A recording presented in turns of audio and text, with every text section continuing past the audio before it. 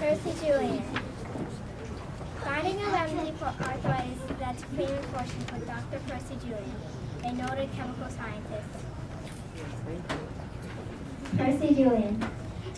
Finding a remedy for arthritis that's famous fortune for Dr. Percy Julian, a noted chemical scientist. But more important was the fact that his discovery made this painful disease available to everyone at a much more reasonable price.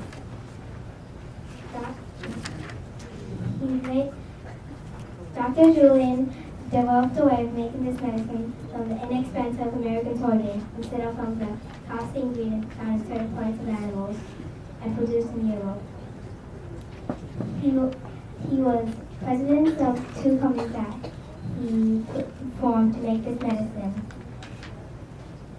He later sold the companies to a leading medicine-making pharmaceutical firm for several $1 million. Benjamin Banneker. Benjamin Banneker was an inventor, a mathematician, an astronomer, a surveyor, and an essayist.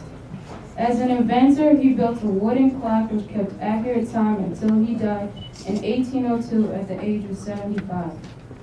This clock is believed to be the first clock totally built in America. Born free in Ellicott, Maryland, Banneker was a self-taught man who used his mathematical skills to develop and publish a widely used almanac, which was issued each year from 1792 to 1806. He spent many nights studying the stars in order to make his almanac as accurate as possible. As a surveyor, he helped lay out the streets and buildings of Washington, D.C. As an essayist, he wrote about the evils of slavery. George Washington Carver. Probably the best known black scientist and inventor was George Washington Carver, who alone nearly revolutionized agriculture in the South. At a time when the South trader crop cotton was faced with the total destruction by the boll weevil beetle, Dr. Carver, through scientific experiments, showed the South that peanuts, soybeans, and sweet potatoes, among other crops, should be planted along with cotton.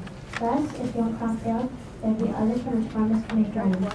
Known as the Wizard of Tuskegee, Dr. Carver developed hundreds of products from the peanuts, soybeans, the peanut, and sweet potato, and even from weeds. Today, there are many schools and institutes named in memory of Dr. Carver.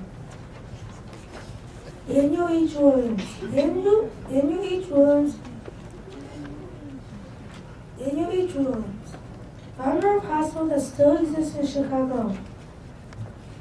Medical physician Dr. Daniel H. Williams is credited for performing the first open heart surgery, July 2nd, 1893. Long before this kind of surgery was developed, Dr. Williams operated on the heart by unknifing the victim by sewing up the heart. Working in a makeshift room, small physicians began operating too. Dr. Williams opened up the chest, exposing the heart beating, and sewed the heart by a fraction of an inch. On July 2nd, Dr. Williams was working on the chest again by removing chest fluid. On August 30th, the patient walked out and was known to be alive for 30 years later.